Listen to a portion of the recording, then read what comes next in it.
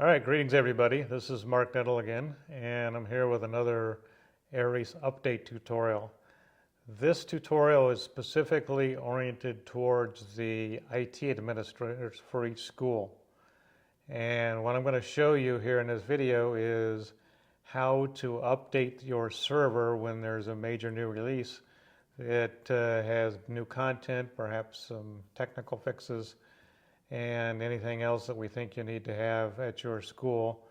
And we've got some systems enabled to make that as easy as possible for all of you to do without having to give up your server and bring it into Laikipia or Nanyuki, and also to make it easier for you to do it on the spot and then mail back the tool to do that with. So what I'm going to show you today is how to go about doing that. Just keep in mind through all this that if you have any problems, you'll have access to the ARES technical support person, which is Kelvin Gatau, and he can always reach out to me, Mark Nettle again, if he needs some help with that as well.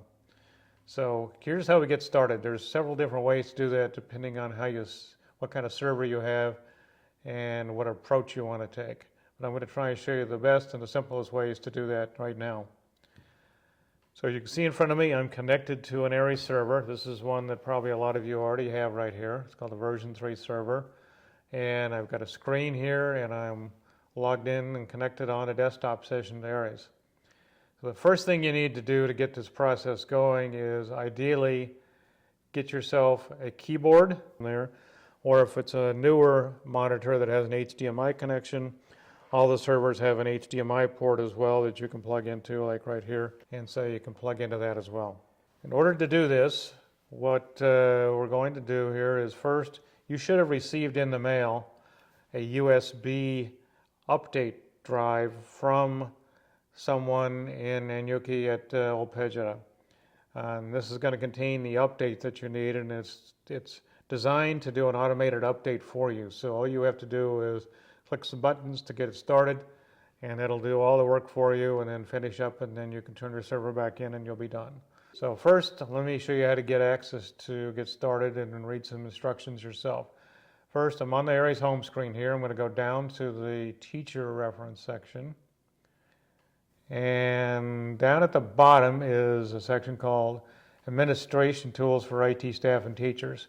Now this is an area that you primarily yourself are going to be using, as well as some of the teachers. The teachers will get access to the teachers' textbooks there with keywords, answers to the questions and things like that in the textbooks.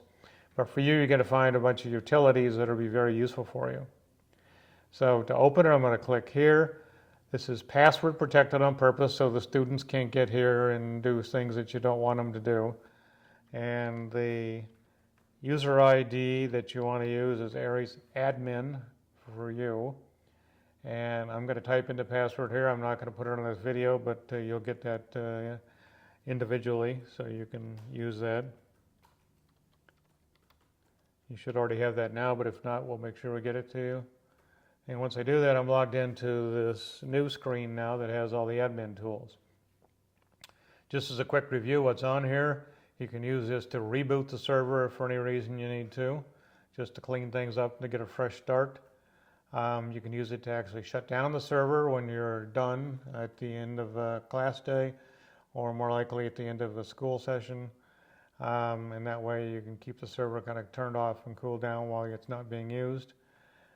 If you need some remote control, you can use this link to connect once, but you'll do that in concert by talking to either Kelvin or myself, and we'll be working with you to go onto your server directly to do that.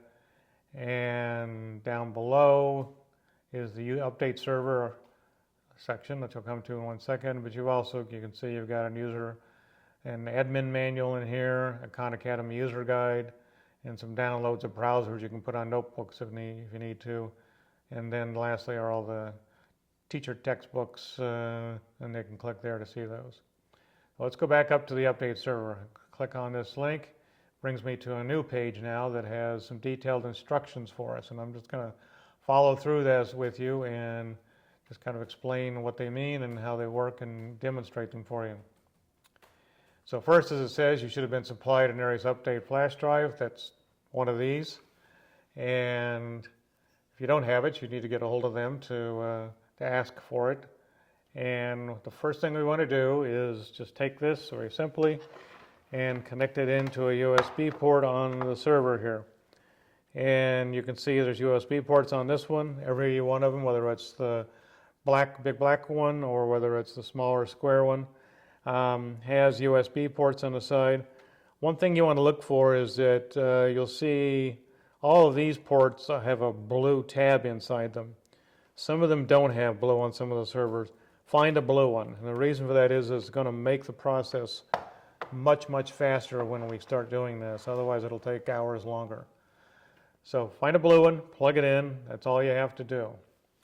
Now, ideally, you may not have to do any more than this, because what will happen is you should be able to now follow through and go straight from here down to part 4 of the instructions and click here, and it's going to restart the server and automatically do the update process for you when you're done. So let's try that first and see if it works here. It doesn't always, because it depends on how the server was set up from a hardware point of view. But if it does, that's the easiest thing for you to do, so let's try that first. I'm going to click the restart button. As you can see, the server is automatically restarting. And then when it comes back, we're going to see that hopefully it'll go to the update process, but if not, then we'll move on to show you what to do if it doesn't. I think in this case it will. Just give it a second here. What it's doing is looking. No, it didn't do it there. Okay. So let's just assume, we'll go back in a minute, that if it didn't do that, what you're going to do is go to here. You have 2 options. You can go to System Setup right here.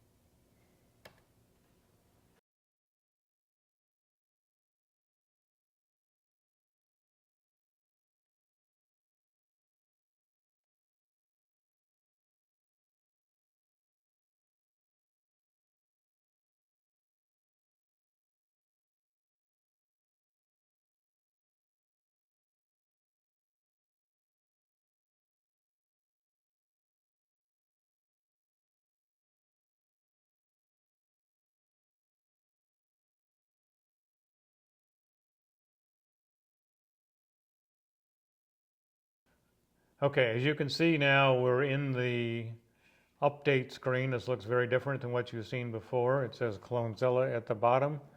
And what's happening is it's going to start booting into the main operation here. It's a little hard to see, but there's actually a countdown down here. And it's going to count down. You don't have to touch anything anymore. See, it's already starting. And you can see it's starting to load. And it's going to go into its update process. And it's going to run all by itself. And it'll come back in a minute and you'll see some other things starting to happen here. And pretty much you can just come back and watch this periodically, because it's going to run all on its own. And again, there's nothing you need to do. Okay, as you can see, we've got a full system running now, and this is running a new copy of ARES. And if we were connecting on the wireless and everything else, you'd be able to bring your users on and start going again. So that's the end of that approach. As you can see, it's very simple. We just had to go to the boot menu, pick the right device, click enter, and after that it took off and did everything on its own, pull the USB device out, and we're done. So now I'm going to show you one final approach to doing this if you have problems with either one of those. So if you're having trouble getting to the boot menu by hitting F11, then there's one other approach you can try that's pretty foolproof, and I'm going to show you that real quick just so you have another approach to use. And in this case, I've got the USB going back into the same drive here, and I'm starting to boot. And you can see what's going to happen here is if I just let it keep going, I'm getting a different screen up here real quick. And this is going to be the start of the system. When you see where it says Ubuntu and then it says Advanced System Setup here, I'm going to click that. And that's going to put me into the System Setup menu for the server. It's going to look a little complicated, but it's actually very simple to do. And you'll see it's going to put me into this utility screen here. If you work for computers and all, you'll recognize this as the BIOS settings. And I'm just going to scroll right, as you can see, using the keyboard here. Scrolling to the right, going over to where it says Save and Exit. I go down, scroll down to where it says Boot Override.